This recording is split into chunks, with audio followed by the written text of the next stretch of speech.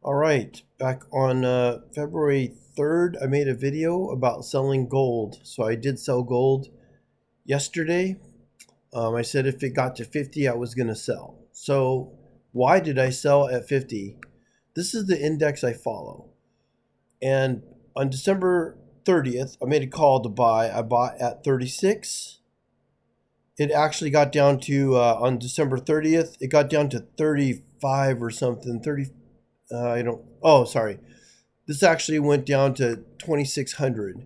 Okay, so this index was down to 2,600.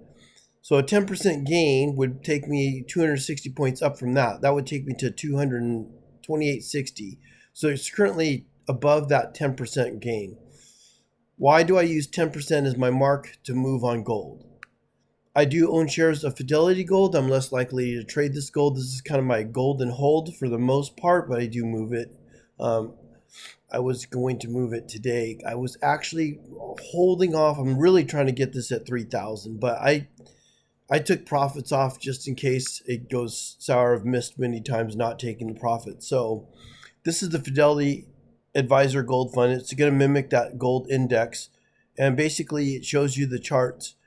And the reason why I go off of 10% is if you look at the first quarter here, go straight down, how many times did it even hit 10%?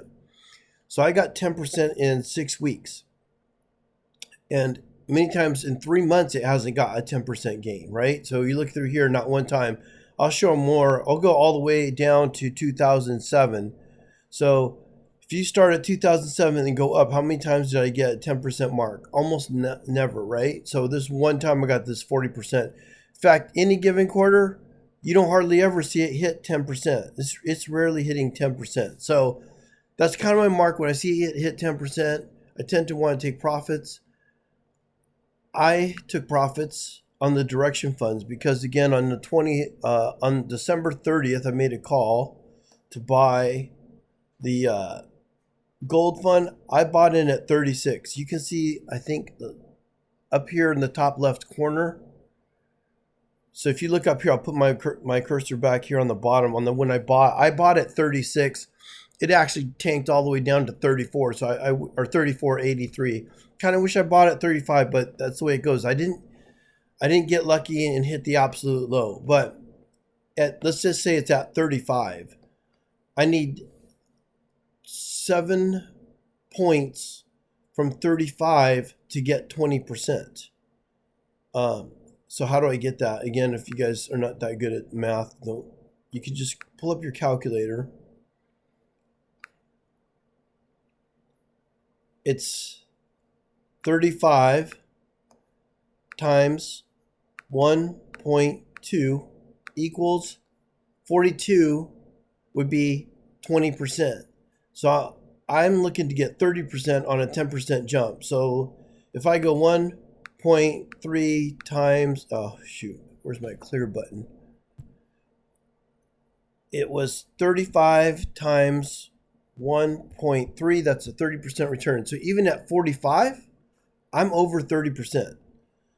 I'll clear that again. 1.4, that would be a 40% gain. Multiply that times the low of 35. I'm actually in at 36. So 49 would take me to a 40% gain. So I'm already over 40%. How long did it take me to get 40%? Well, I didn't actually get, I bought at 36. I didn't buy at 35. But again, at 36, every 3.6 represents 10. So I basically need 10, 11 points to get to 30%. So 11 plus 36 is 47. So I'm way above 47. The day I said to sell, I said on the 3rd, if it gets up to 50 range, I'm going to sell. I had a trigger to just go ahead and sell that morning. You can see if you look in the far left corner, the high got to 53 and the low is at 50. I didn't sell everything. I liquidated some shares. I was really having a target price of 60, but I didn't want to blow 40%. I just blew that 2 weeks ago, not selling the semiconductor. All right, so I said I was selling gold. I'm trying to explain why I sold the gold. Again, my index here is the gold futures fund here. I just watched that. When I see it up or down 10%, I tend to buy and sell on that. This fidelity helps me mark what the real thing is, what's really going on with mimicking that gold sector. And then this one here is the Directions Bull Fund. And why can't I get this down? The Directions Bull Fund, it tends to double whatever the gold's doing. I did way more than double. I went up 40%. 40% in 6 weeks.